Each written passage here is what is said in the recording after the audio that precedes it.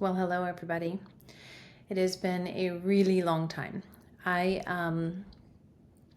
just finished uploading all of our coffee, cancer, and cocktail videos to a podcast, which maybe you're listening to, and realized as I was going through these videos, which I haven't watched since John passed away, I realized that I think August of 2021 was the last time we did a video. It's the last time we went live. So I just felt like I needed to come on and sort of wrap up the story of coffee, cancer, and cocktails.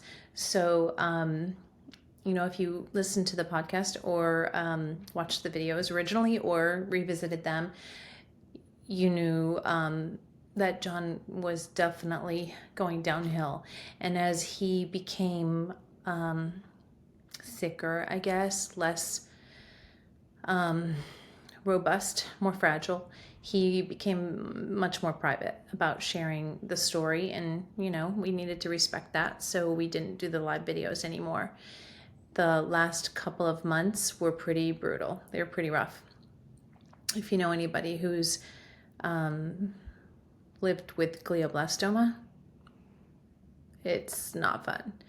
So we're very grateful that we got as long as we did. Once he was diagnosed, if you recall, he was given 12 to 14 months and he lived for 3 years. So that's a blessing.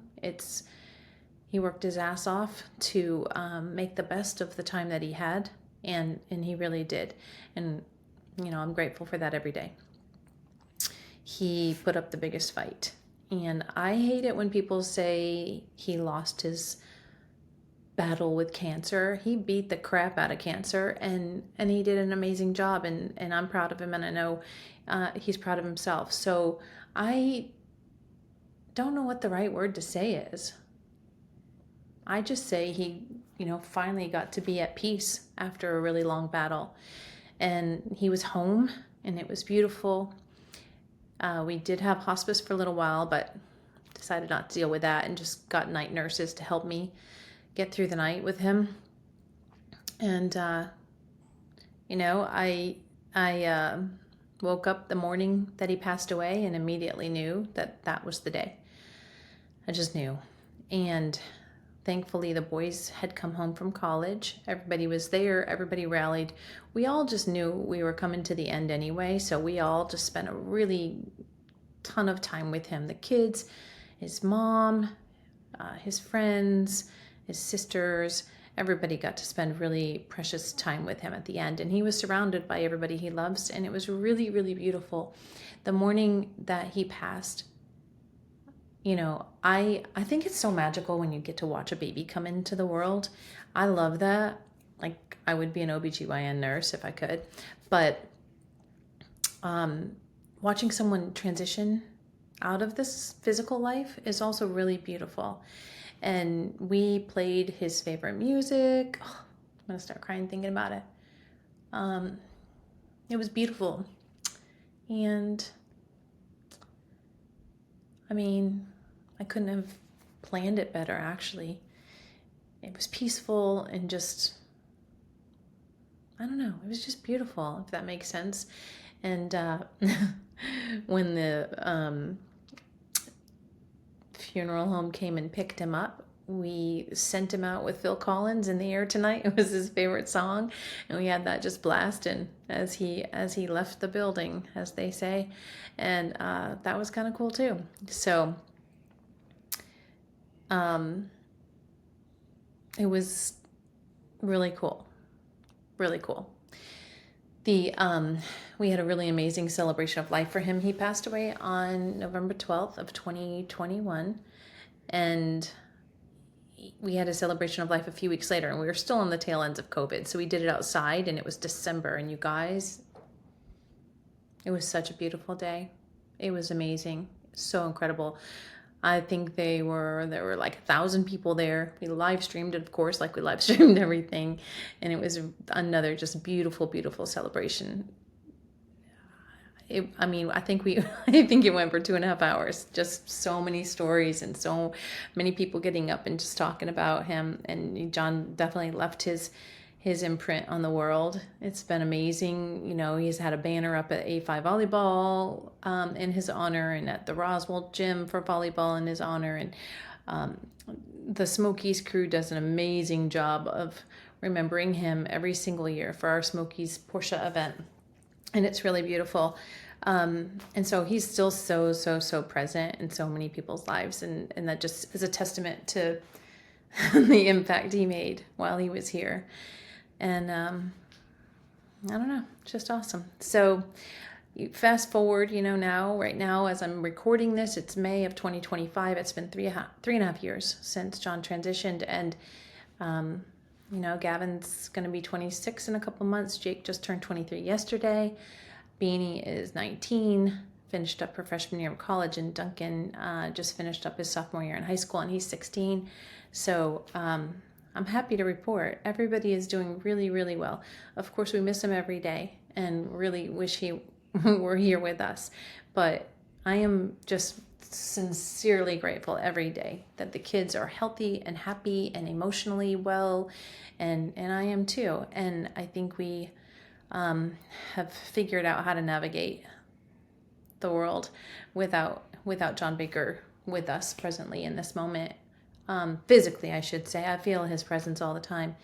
And, you know, I'll say, if you haven't gone through something like that, the first year is a challenge. You're like dazed and confused. I barely remember anything. The second year, I think, is really, really hard when you lose someone close to you, because you're through the fog, and now it really hits like all the time that they're missing, that their presence is not there physically. That's really hard. I think people are often surprised that the second year is so hard. And then the third year, I feel like things are starting to settle down.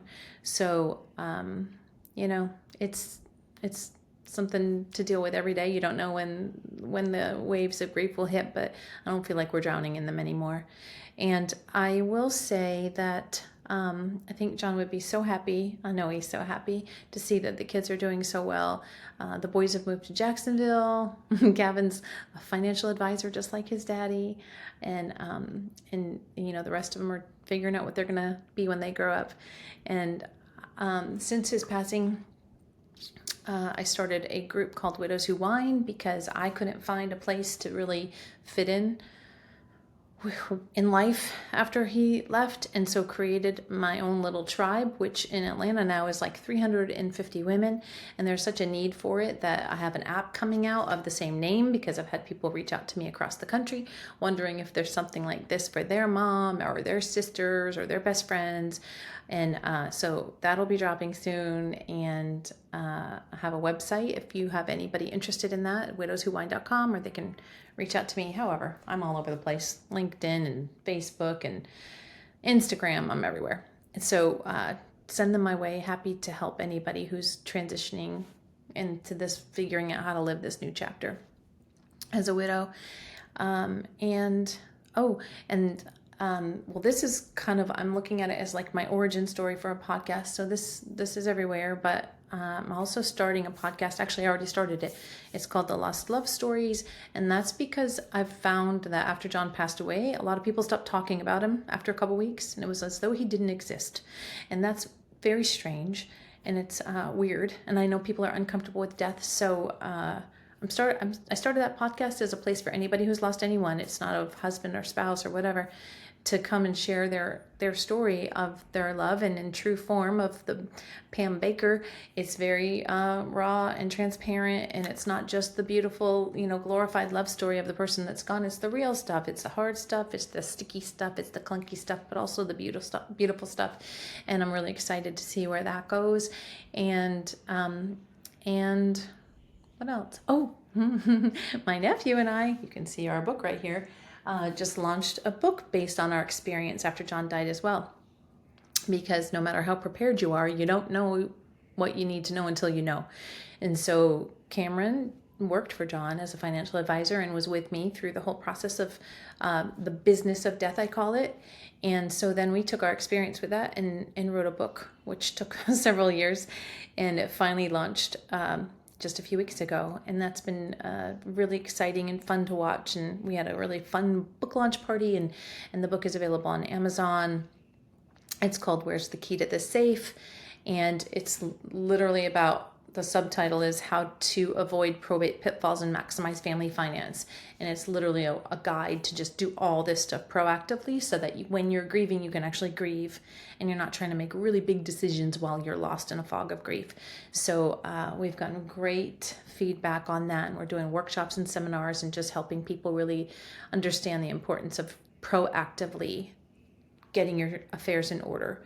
To anyone that you're linked to financially, siblings, parents, your spouse, your kids, anyone, just get it all done proactively. Nobody wants to talk about it, but get it done, because we all deal with death and it's coming at some point. So get it done now so that you can really just honor the person you lost by just grieving their loss and spending time telling stories instead of trying to figure out how you're going to get things out of probate.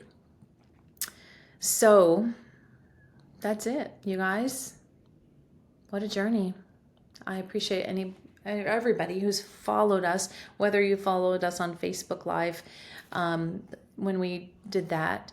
And there is a lot more to the story. So all of the pieces that have been missing along the way at the end of John's physical journey are documented on the Facebook page, which is Coffee, Cancer, and Cocktails. And, when I go back, I haven't gone back and looked at any of that for 3.5 years until I started doing this project. And I'm so glad we thought to do that, because it literally is precious. It's precious to just see the whole journey right there. So if you're curious and want more details, go take a look. And there's so many people that are dealing with cancer or any other kind of illness. If you feel like this is something that would help them, we did get that a lot when we were doing the videos, that so many people that have glioblastoma or any other kind of cancer that is just a foreign language, it's a foreign weird thing where it's like a ticking time bomb, share it with them or have them reach out to me. I'm always available to help with whatever. So I think that's it. Appreciate everybody following along with us. It's a pretty special story, and I'm happy that we got to share it. So thank you. Thank you for following.